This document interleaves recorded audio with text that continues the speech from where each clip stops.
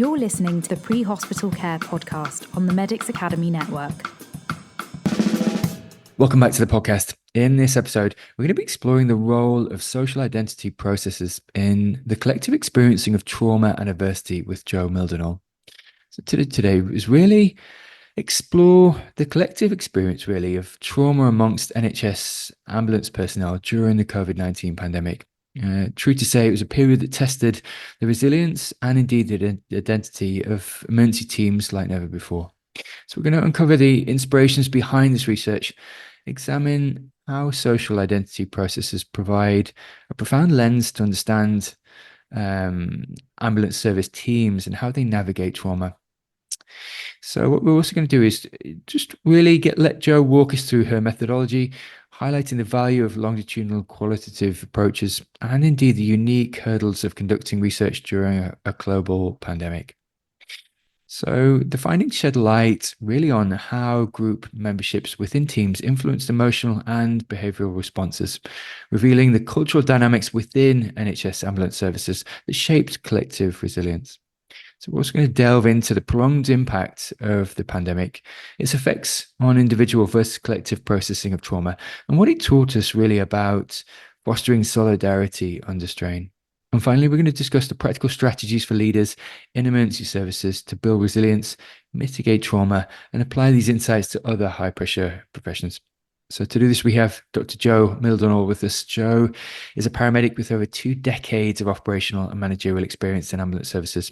She holds a master's degree in occupational trauma psychology from the University of Nottingham. She's also been awarded a doctorate from the University of York for her research, which we're going to focus on in the interview. She also serves as the National Paramedic Mental Health and Wellbeing Lead for the College of Paramedics and has been awarded the Churchill Fellowship in 2019 for studying paramedic mental health initiatives in Australasia. Jo, welcome to the podcast. Hi, thanks for having me along today. Jo, I wondered if we could just kick off actually and just ask, really as a framing question, what inspired your research into collective experiences of trauma amongst NHS ambulance personnel, particularly during the COVID pandemic? Well, yes, it's been quite a journey really to get to this point, and it started, a couple of decades ago when I first started as a paramedic, and I started to notice how incidents were affecting myself and my colleagues. And there was one particular incident that I went out to that involved a number of paramedics and ambulance crew, and that was a rail crash. So there were so many crews there, and there were other emergency responders as well, as you might expect. And one thing I took from that really was that although we had our own responses to that incident, we also had a response between us that we shared because it was a shared experience. And that kind of started my curiosity really on this journey of what's trauma feel like and experience like by us as ambulance staff. And then as I went into academia and started to really look into this from a literature and research perspective, what I found was that the literature really seemed to focus on the individual's experiencing of trauma. But it was so apparent to me that we work in teams, we work as crews, we connect together on stations or hubs, and that seemed to be missing from the literature. So I started my doctorate 8 years ago, and obviously the COVID pandemic wasn't around then, it wasn't even known about. So my original study was going to be looking at basically this, how did we collectively respond to and process trauma from sort of significant incidents. But then when the pandemic hit, this was such a big thing, and at that time the scholars were really talking about how this was going to really impact healthcare professionals. So I decided to switch my context and my focus to the pandemic to see what was going to happen there, and to really give voice to paramedics' experiences. Because one of the other things that I've noticed is that when we look at healthcare research, it tends to focus on other groups of healthcare workers, such as doctors and nurses, and ambulance crews and paramedics' voices sometimes get quite lost in that or not heard at all. So that was really important to me. Yeah, indeed. Absolutely. Just capturing that, because as you said, there's probably a real lack of, like you said, social identity, but the acknowledgement that we work in these flash teams, and how that affects the psyche and the shaping and experience of trauma. But could I get you to speak to really sort of how the concept of social identity provides a unique lens to understand trauma within emergency ambulance teams, and maybe if you could just redefine what's meant by trauma, Joe, for us. Yeah, sure. So when I speak about trauma, and in terms of my research, what I'm referring to is that we experience something, some event or events, and we have a strong and lasting emotional response as a result of experiencing that event or events. So we might have, for example, felt intense fear, or we may have been really frightened, or felt that our life was in some way at risk or of serious injury, so that our sense of safety has been challenged or violated, or maybe the situation was outside our control. And it's when those feelings get so much that we feel overwhelmed and we start to struggle to process what we've experienced, then we start to see the trauma responses. Now, what we do know from the literature and research that has been done is that negative trauma responses, such as post-traumatic stress disorder and the like, they're not inevitable. You look at the literature and it often says, I don't know, like 25% of ambulance staff are at risk of experiencing PTSD. But that's not an inevitability. And experiencing a trauma or traumatic distressing situation doesn't always result in adverse psychological sequelae. So many people can experience acute stress responses, so difficult emotions. They might feel guilt, shame, and distress, and these are really common natural human responses, but they tend to be short-lived and people recover from those. But there's also another response that's not often talked about, and that's termed post-traumatic growth. And this was termed by some psychologists called Linley and Joseph, and Tedeschi and Calhoun.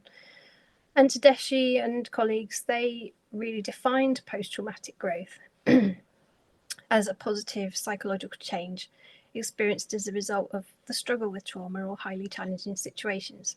So what that means really in sort of everyday language is that we experience some positivity out of the result of going through a distressing and challenging situation. So there's all these different responses that can happen, and they can happen in parallel, or they can happen sort of at one end of the spectrum or the other.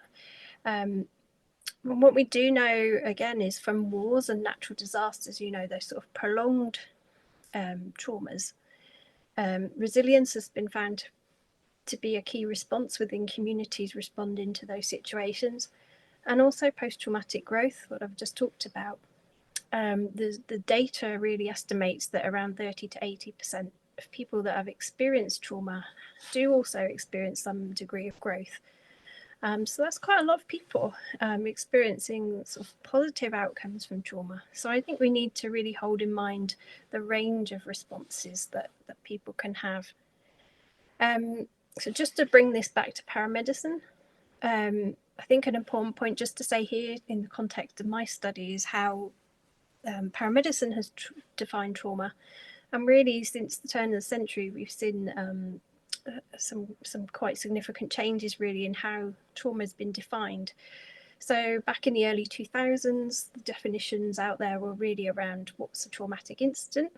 So what type of job will cause a trauma reaction, and with focus on a negative trauma reaction, through to more recently where definitions have started to encompass more social elements and more relational elements. Researchers have defined trauma in ways of looking at subjective perceptions and how we make sense of incidents, as well as the emotional connections that we develop with patients and relatives, and how that bond can challenge our usual ways of coping. Because in difficult scenarios, it's it feels natural for us to try and put distance between ourselves and the patient, so that we can manage our emotions. So when we have that connection, that can really challenge that. So, Jo, could you speak to what the social identity approach is and how it links with trauma? Yeah. So in a nutshell, the social identity approach is a psychological theoretical framework, and basically what it means is that it's a way that we can look at and understand how people see and understand themselves in the context of being members of groups, and how processes within and dynamics within those groups can influence how people respond, how it influences their beliefs and their values and the such like, and how that can impact us on our everyday lives.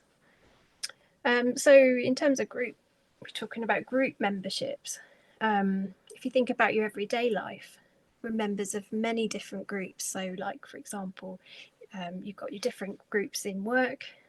So relying that to ambulance personnel, we might be members of our team, members of our station, our service, or even we might categorise ourselves in terms of the NHS or emergency responders. We fit into different groups.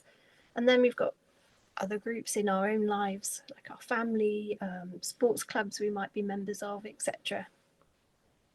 And how we see ourselves in those groups and how we relate to others gives us that understanding of our place in the world and how we fit, and who we are in comparison to everyone else. So it's about our sense of self, or as it's known here as social identity. And that really depends on the groups we're part of. Groups are really important because they give us a sense of belonging and that identity that we wouldn't have unless we were part of that group. So as ambulance personnel, obviously we wouldn't be ambulance personnel if we're not part of that group and that service. So another part of this is around social identity resources. So this means like sense of belonging, having social bonds and connection with each other, and having sort of a community spirit.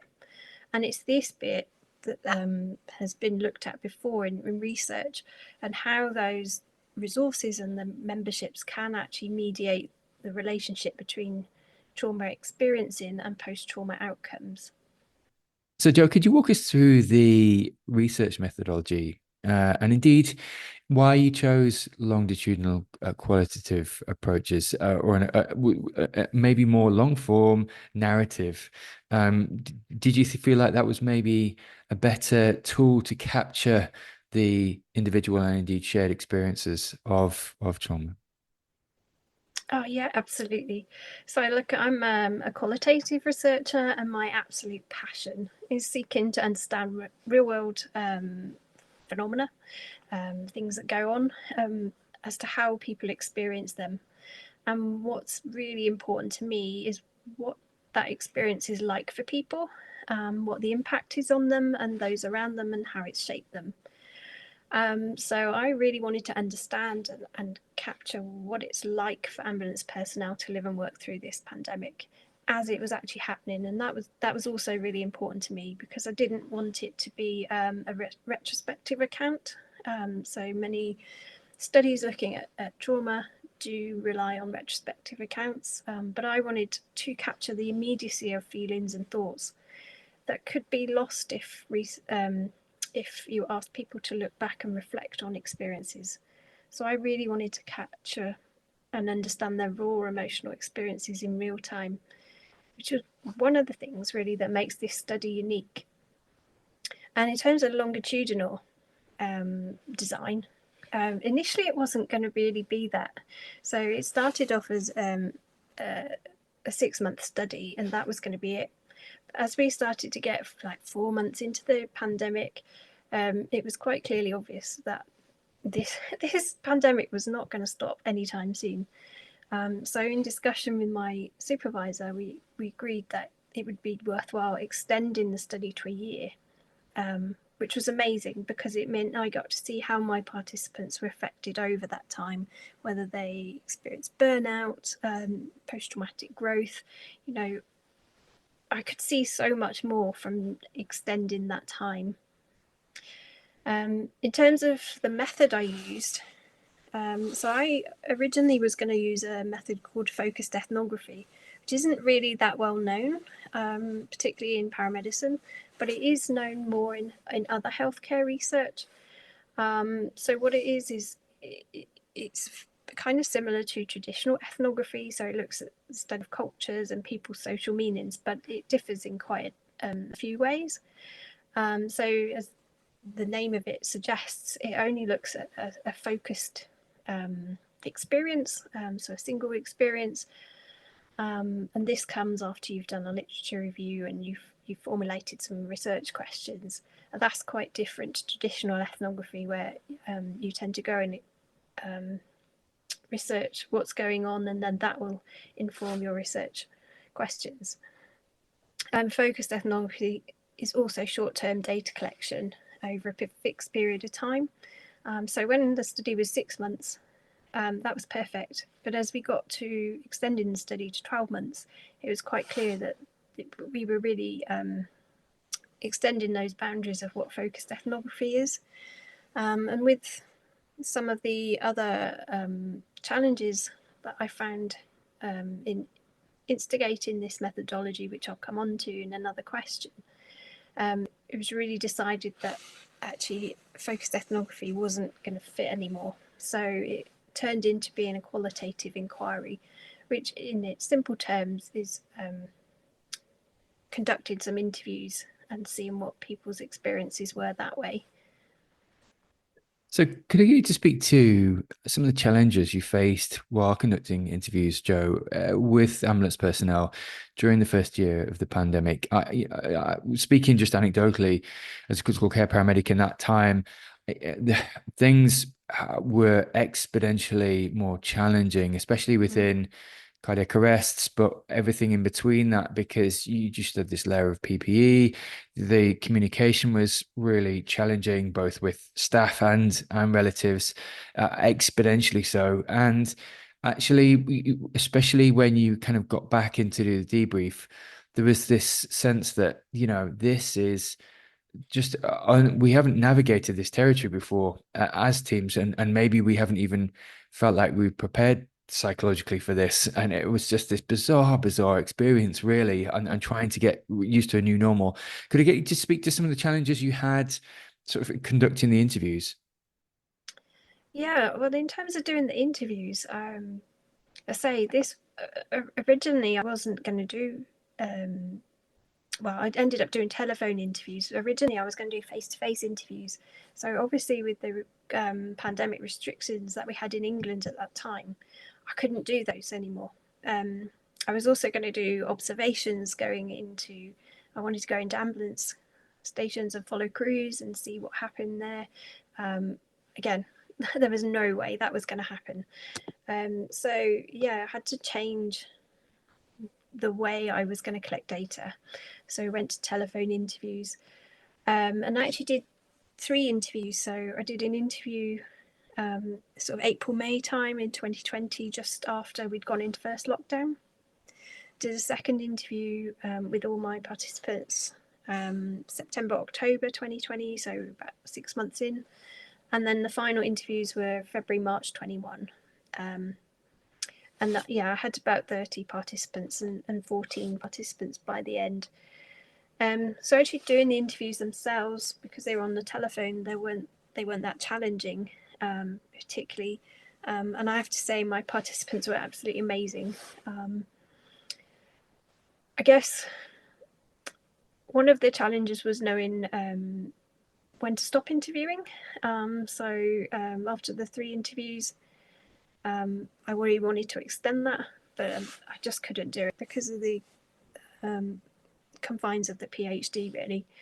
And in terms of impact on the participants, it was really nice to know the feedback I had from them at the end was that they'd found the interviews really cathartic, and they'd really valued having that space to talk, with some of them saying they wouldn't have had that otherwise. So that was really, really humbling to know that. Could you just speak to the findings actually, Joe? Because it'd be hugely interesting just to see if there was any commonality of findings amongst staff. Was there any sort of common threads that emerged through the data? Yeah, actually, there were loads of common threads. There were so many actually that I'm going to just focus on three main ones. So the first one was around the social well, the first thing I want to say is I want to share this quote with you from Orla Muldoon, who's like the eminent psychologist researcher in this area. And she said, the social context in which trauma and adversity are experienced are also the contexts in which people collectively process and recover from these experiences.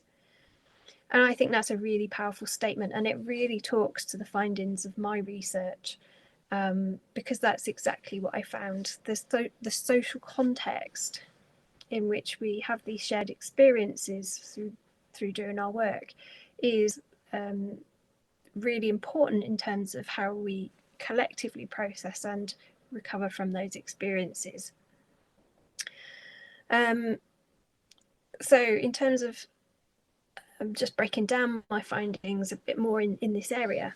So at the beginning of the pandemic, we had to go through some real rapid adaptations. I'm sure you found too. We had to change our clinical practices. We had to change the way we did things, even everyday things like how you access the station, or how you check over the ambulance. You had to be careful of infections, etc. So it really changed how we did things, and it also changed what our social realities of the work. So the social aspects of our work, we couldn't sit next to each other anymore in the crew room, for example. So one of the most profound things that my research uncovered was how we have this deep sense of duty to serve and a real deep sense of loyalty to colleagues, and to some extent to the ambulance service as well, and to the organisation that these participants work for. And I really unpacked this. I went really deep into this, very micro level. And what I found was how the organisations, the institutions, have these demands for exclusive loyalty. Yeah, so for example, we saw people working longer working hours and having more and more late finishes, and how this is impacting on individual social and family lives. So sort of gaining loyalty from employees in that way, and also requesting high levels of commitment and even elements of self-sacrificing. So we saw people moving out of their homes into hotels just to allow them to be able to continue to serve their communities. And there was also a lot of examples around placing others' needs before their own. And the data showed how loyalty to the organisation, to the service, was also tested in terms of personal protective equipment. So I think early on in the pandemic, participants really felt that the PPE that we had was really inadequate, and the rules around wearing masks and plastic pinnies, they really felt that was compromising their safety, particularly when you were going into A&Es and you were being faced with nursing staff and medical staff in FFP3 masks, etc. And that started to, the participants started to question, was the organisation really looking out for their safety? And there was a sense of feeling betrayed. And some participants actually talked about being almost chastised by managers for defying organisational rules because they chose to wear the more protective masks in situations. So there was a lot of strong feeling at this point. And one thing about that deep sense of loyalty and duty to serve meant that these participants often felt compelled to push themselves to their physical and psychological limits. And we see this even now I see this when I'm going to my station.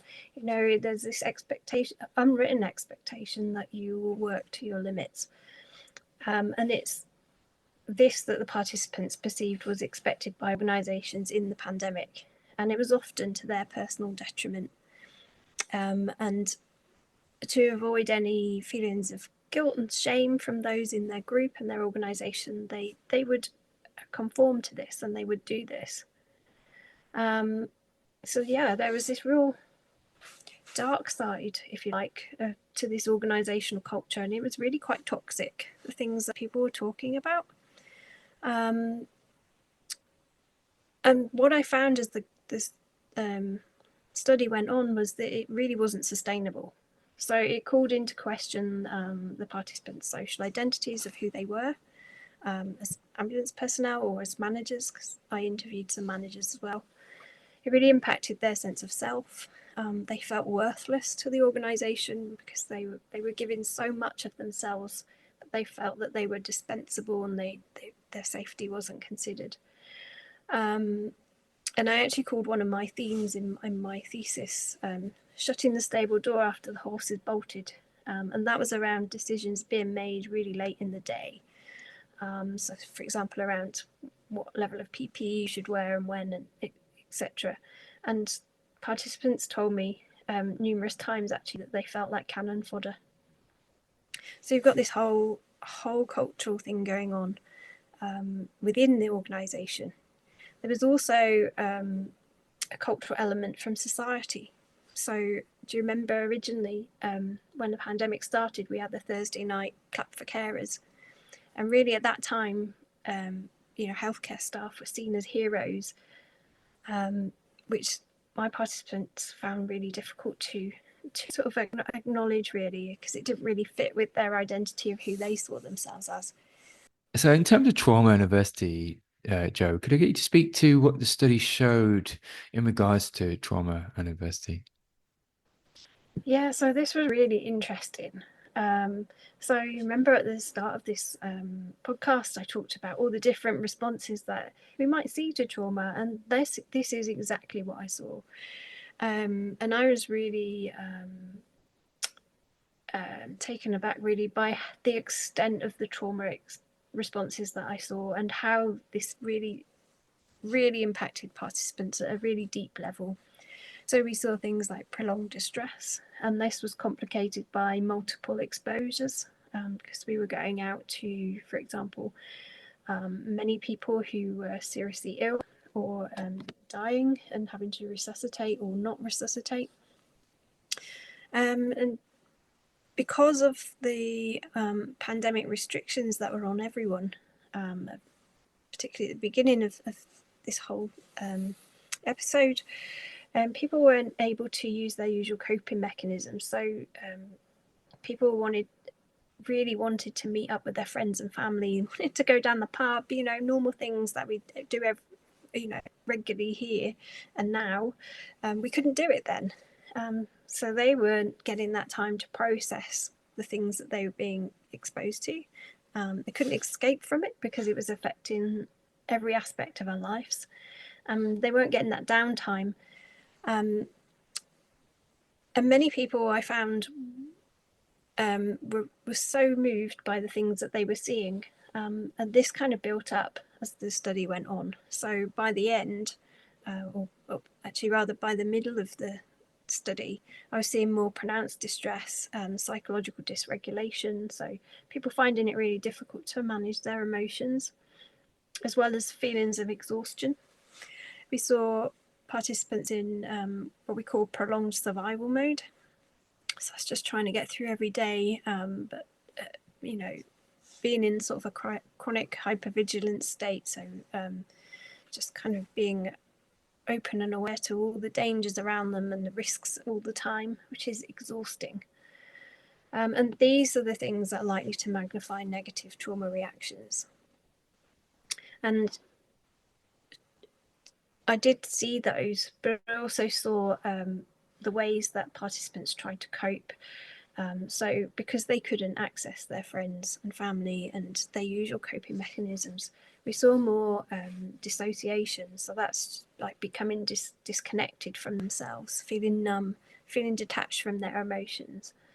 And some of them started to engage in what we call risky behaviours, so having more alcohol at home, which is often a reaction to try to regulate your emotions, to try to dampen down the really difficult emotions. But in actual fact, it can make it a lot worse.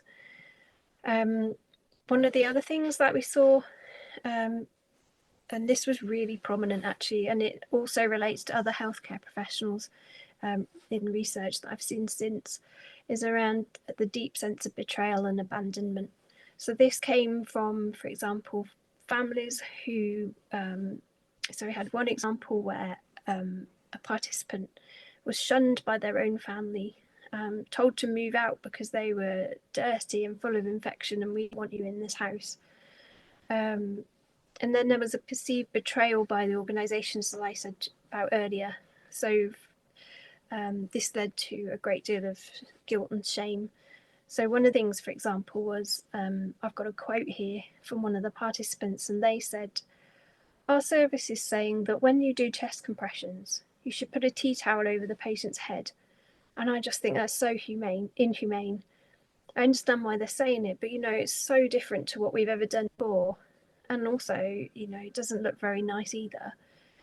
And what this speaks of, and many other examples as well, is moral injury. So this is where our morals are really transgressed, and we can't give scenarios where we can't give the care that we know the patient needs, for example. And this really conflicted with their identity as ambulance staff, and it really challenged that identity and beliefs that we hold around that identity, such as do no harm. So we couldn't authentically enact these beliefs anymore, and we couldn't say that we've done all we can, and that really impacted their sense of self. So, Joe, what some of those are, like you say, quite deeply traumatic to their, like you said, themselves, their social identity, but also their families, and it was a hugely difficult time. And it's really interesting digging into this. Actually, could I get you to speak to really what appeared to mediate collective responses to adversity, mediate or indeed mitigate some of these more traumatic examples? Yeah, I mean, there's two things I found that were really key here. So one is social support and having really good social relationships with others in the group. So in the group, I mean, other ambulance staff in the station or in the team, because they were an amazing source of support most of the time for most people.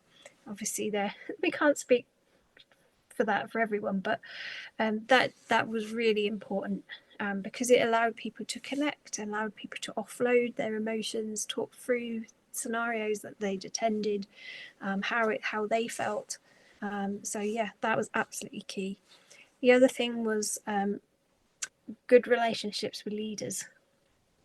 So leaders being seen as part of the group. So that was leaders who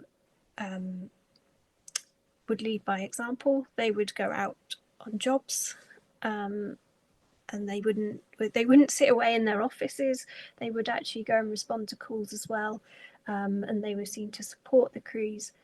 And it was this really, really important, and really connected the leaders to the groups of ambulance staff. So how can understanding social identity processes help organizations like the NHS or other analog services, Joe, to really support ambulance personnel more effectively during times of prolonged crisis? Well, I think there's really a lot of merit in using the social identity processes. As far as I'm aware, they've not really been utilised before, and I think they've got the huge potential because they can help us, organisations, to understand just how influential organisational culture is on social identity of employees and how impactful that can be, particularly in terms of trauma and adversity, or even things like organisational change. And the second thing that really came from my research was about how we need to absolutely acknowledge and understand the profound influence that leaders have on the staff around them. So that leader-follower relationship that I just talked about in the last question is absolutely fundamental to influencing in how individuals feel about themselves and each other, their self-concept, their social identity, and their self-esteem, as well as attitudes to work, beliefs and behaviours. And these are things that can be so subtle, yet it's barely noticeable, but has such a massive impact. And I think this is where social identity processes applied to organisations can really help that understanding develop. And also how sort of leaders are integrated into their teams and how they become accepted and trusted by team members, but also the other way around, how team members trust and accept their leaders. And the final thing would be the importance of that sort of social support element, because it again, like the leadership, that's absolutely key in how we can mediate these trauma responses, or responses to distressing situations. So you've slightly answered it, but it's actually still relevant to ask the question actually around how leaders within emergency services foster resilience and mitigate trauma in their teams. I think, like you said, embedding them deeper in the teams where there is, to your point, really, you giving staff space and the baseline of relationship to approach leaders to really unpack some of these complex issues that they're facing, and in a way a channel to really start to understand how leaders can help support staff more, who's struggling, who's not, who's got functional versus maybe more dysfunctional relationships, or challenges going on, but in a way opening up the narrative and the relationship by that closer working process with leaders. Is there anything else you would recommend that leaders do within organizations to foster that support? I just build on what you say, really, because you've absolutely nailed it. In terms of what sort of practical recommendations I could pass on to leaders and managers and organisations. So yeah, it is around giving people time and space to process as a collective, because these are collective shared experiences that are being had, but also as individuals. We're still our individual person. And one thing I really advocate for is supervision sessions. And what I mean by this isn't just going through a job from a clinical perspective, but having that time to come together to chat through things, how it was for each other, things that people may have felt impacted by, etc. And on this, also, I'd say that it's really important for leaders to have that support as well, because they're equally affected, and particularly when you look at first line managers, say like team leaders, they're still going to calls, but not necessarily having that social support network that you might have if say you were in a crew room or at the front line. So it's having that space for supervisors to also be able to offload and to share what's going on for them, and also having debriefs and so forth. So Jo, what surprised you the most really in the research around the social dynamics within ambulance service teams during the process of data collection and indeed interpretation of that data? Well, I've been around so long, I'm a bit of a dinosaur. And in terms of being part of the ambulance service, and it also academic side of things, I'll be honest, because I've got that experience, there wasn't that much that surprised me. It was kind of as I anticipated it would be, but I guess if I had to say anything, it would be the extent to which these dynamics influenced and impacted my participants' thoughts, feelings, and behaviours, because it was really stark. And it was really stark how this organisational culture, even at such a subtle level, was so influential. And that was actually really striking, and how that influenced these participants psychologically, emotionally, and behaviourally, and how you could see how it was mapping out their response to these distressing events. And that was what really captured me, and was far more extensive than I had thought. So finally, just looking, Jo, at really how your findings can be extrapolated and or related to other high pressure situations and or trauma prone professions. Could you just speak to some of the lessons learned that maybe other systems could adopt or indeed approach from your research? Yeah, and I think that's a really great question, because I think that there's scope. Although this is a qualitative study, so the responses I have are not generalizable, I still think that there's things that we can take from it that are applicable to other high stakes professions. So, for example, policing. I know from policing research that they're having the same challenges and struggles with their organisational culture, dealing with trauma, etc., similar to paramedicine. So I see that there's a real great crossover in applying these findings to, say, policing and likely fire as well, although the research isn't quite so extensive for fire service. Jo, listen, thank you for the last 45 minutes. It's fantastic just to get your thoughts and indeed reflections on the research. And actually, from a perspective of really navigating future practice for any up and coming pandemics or indeed incrementally stressful times, it's really useful to pull these lessons learned through, Jo. So I think it's extremely useful research. No doubt we'll be speaking to you hopefully again on the podcast, but listen, thank you for the last 45 minutes. It's been my pleasure. Thank you.